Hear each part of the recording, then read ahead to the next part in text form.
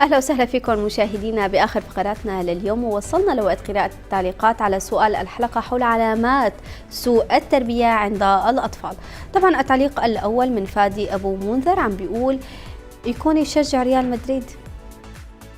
تعليق آخر من حسام عز الدين عم بيقول يكون الطفل ذو خلق سيء وربما يصبح قابلا لتعلم أشياء غير جيدة باعتبار أساس التربية في البيت خاطئ. تعليق من أحمد خطاب عم بيقول لسانه أطول منه بدل كل كلمة وبدل كل كلمة برد 10. من محمود أبو عموري عم بيقول الألفاظ السيئة. طبعا مشاهدينا نحن اكتفينا بهذا القدر من التعليقات طبعا، ومن رحب بالأستاذة ريم صابوني باحثة تربوية من مصر. أهلا وسهلا فيكي أستاذة ريم، صباح الخير.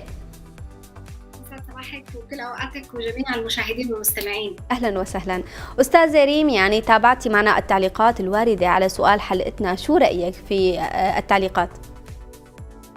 وعجبني طبعا اللي قال انه ما بيتابع مدريد او ما بيشجع مدريد، ما بيشجع ريال مدريد.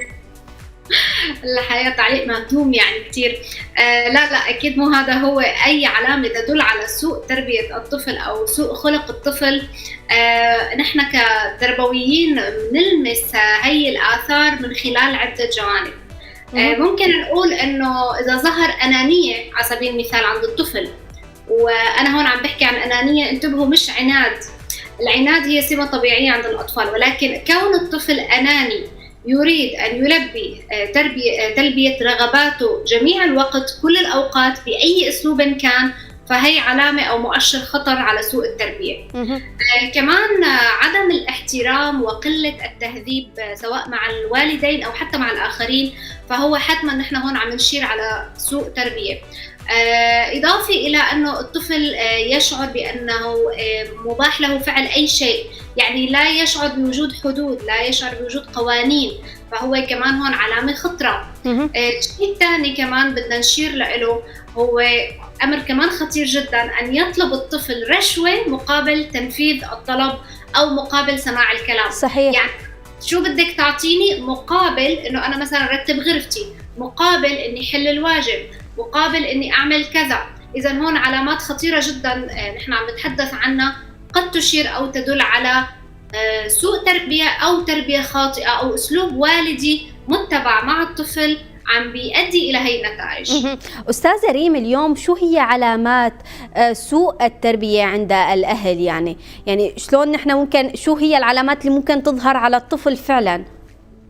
تمام، مثل ما أشرنا هذا بيدل على سوء معاملة والدية أو سوء أسلوب تربوي والدي خاطئ. مثل شو مثلا؟ مثل أنه نحن دايما بنقول لأطفالنا نعم في كل الأوقات، طلباتكم مجابة في كل الأوقات، سواء نحن قلنا لا في البداية وبعدين مع عامل الزن والنقل المتواصل والطلب أو الضغط النفسي علينا، فنحن رضخنا بكل الأوقات وقلنا نعم، ولا يوجد قول كلمة لا في المطلق أو في بعض الأحيان، فهو أسلوب تربوي خاطئ. كمان عدم وضع القوانين والحدود الواضحة للطفل، يعني دائما أنا مثلا ممكن أعاقب الطفل من غير ما أقول له شو السبب، أو ممكن أنه أنا أترك له المجال مفتوح دائما من غير ما يعرف شو المسموح وشو الممنوع. وهون نحن نكون عم نشير على نوع من أنواع الأسلوب الوالدي اللي هو الإهمال، يعني الطفل متروك مهمل، لا يوجد ما يوجه سلوكه سواء كان صحيح أو حتى كان خاطئ. كمان بدي أشير كمان لنقطة أنه دايما الأهل للأسف يعني ممكن يرتكبوا هذا الخطأ، وهو إغداق الطفل بالهدايا بشكل مستمر من غير أسباب. يعني نحن هون عم نتحدث عن الثواب الدائم، يعني لا إما نحن نلجأ للعقاب بشكل متطرف أو نلجأ للثواب بشكل متطرف كمان. يعني دايما التوازن مطلوب في الأسلوب الوالدي. وعلى فكرة مثل ما أشرت إلى أنه قول كلمة لا هي ضرورية بعملية التربية، كمان أحيانا كتر قول كلمة لا هو أيضا أمر مرفوض تربويا، لأنه نحن هون عم نحكي عن طرفي نقيض. يعني يا اما نحن حنكون صارمين جدا او ديكتاتوريين ومستبدين بتربيه اطفالنا، فهذا حيعطي نتائج حتما سلبية، يا اما حنكون متساهلين جدا، وهذا النمط اللي نحن نسميه النمط المتساهل او الدلع الزائد خلينا نسميه، وكمان إضافة إلى الحماية الزائدة أو الحماية المفرطة للأطفال. أستاذة ريم، اليوم كيف ممكن هذا الشيء ينعكس، أو سوء التربية كيف ممكن ينعكس فعلا على الطفل؟ طيب هلا إذا بدنا نقول نحن كيف بقدر التمس سوء تربيتي أنا مثلا على طفلي، كيف بقدر أعرف إنه أنا فعلا وقعت بأحد هي الأخطاء؟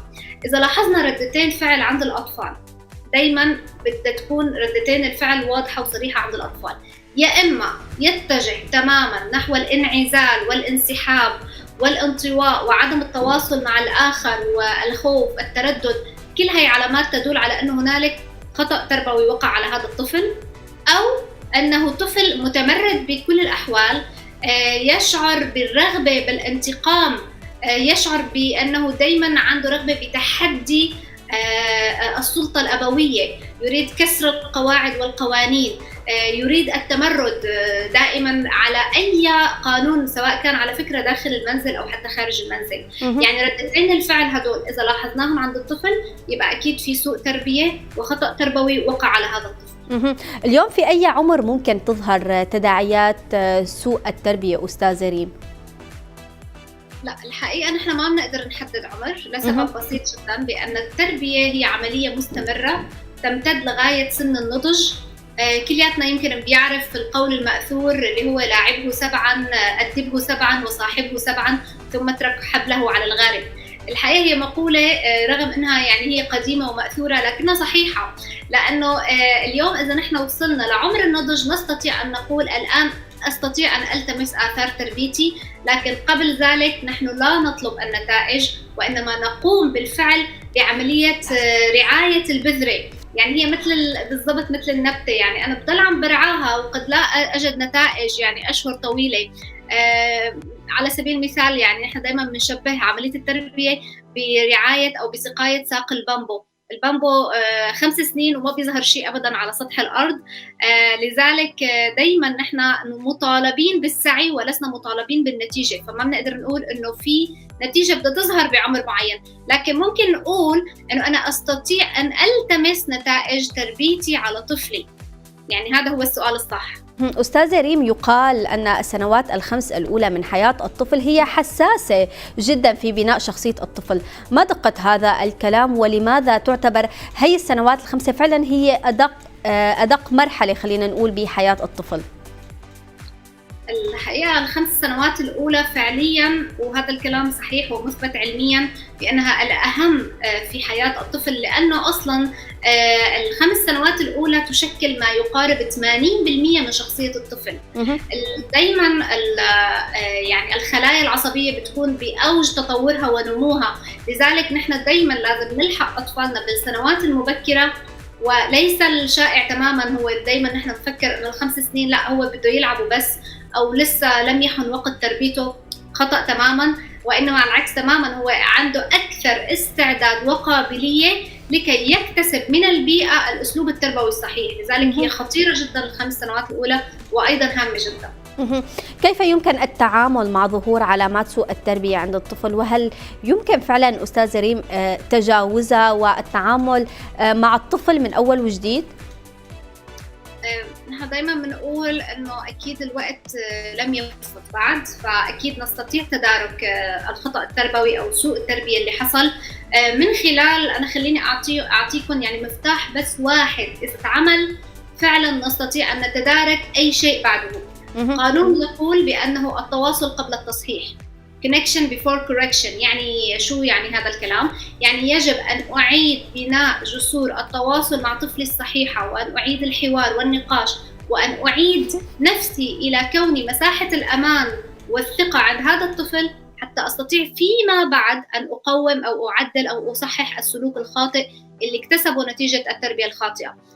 يعني ما فيني أعمل أي شيء قبل ما أبني جسور التواصل والتفاهم والحوار بيني وبين هذا الطفل. وبالمناسبة أستطيع اللجوء إلى خبير تربوي أو مختص أو استشاري أسري لحتى يساعدني بهذا الشيء، لأنه نحن ببعض الحالات فعليا بنحتاج للجوء إلى الخبراء.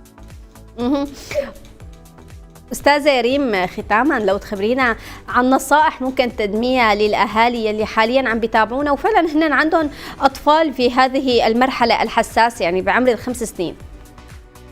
طيب إذا بدنا نحكي عن سنوات الطفولة المبكرة، الحقيقة إنه هي أعظم مرحلة بحياة الإنسان، ومش زي ما احنا بنتخيل انه اعظم مرحله بحياتنا هي المرحله الجامعيه مثلا. العكس تماما، يا ريت نستثمر هذه المرحله افضل استثمار، من حيث ان اوفر اكبر قدر ممكن من المحفزات البيئيه اللي بتساعد طفلي على التعلم والنمو. بحيث يعني كيف يعني اوفر انا امكانيات بيئيه؟ يعني ما احرمه من بيئته، من التواصل ومن التفاعل مع هذه البيئه، ان اسمح له بالاكتشاف، ان اسمح له بالخطا من أجل أن يتعلم من أخطائه، أن أسمح له بأن يختبر حدوده النفسية، أن يفهم نفسه أكثر. حاول أني أنا أعامله كأنه كائن بالغ كبير يعقل ويفهم وله مشاعر، وأحترم إنسانيته ومشاعره، وأيضا حاكيه بالأسلوب اللي هو ينم عن احترام، لأنه حتما هو سيكتسب هذا الأسلوب وهذا السلوك، حتى لو برجع بقول لم يظهر عليه، ولكن حتما هو سيكتسبه ومع الوقت سيظهر، دون أن أطالب نفسي بظهور النتائج الآنية. التربية أبداً لا نستطيع أن نرى نتائجها الآنية، وإنما نحن نشتغل دايماً على المدى البعيد وليس على المدى القريب. الأستاذة ريم صابوني، باحثة تربوية، كنت معنا من مصر، شكراً لحضورك معنا اليوم، وأكيد بدنا نتمنى لك يوم سعيد. أهلا وسهلا. شكراً. مشاهدينا، لهم بنكون وصلنا لختام حلقة اليوم من صباح سوري، مع أمنياتنا لكم بيوم سعيد. تابعونا عبر معرفات قناة حلب اليوم الرسمية. دمتم برعاية الله وإلى اللقاء.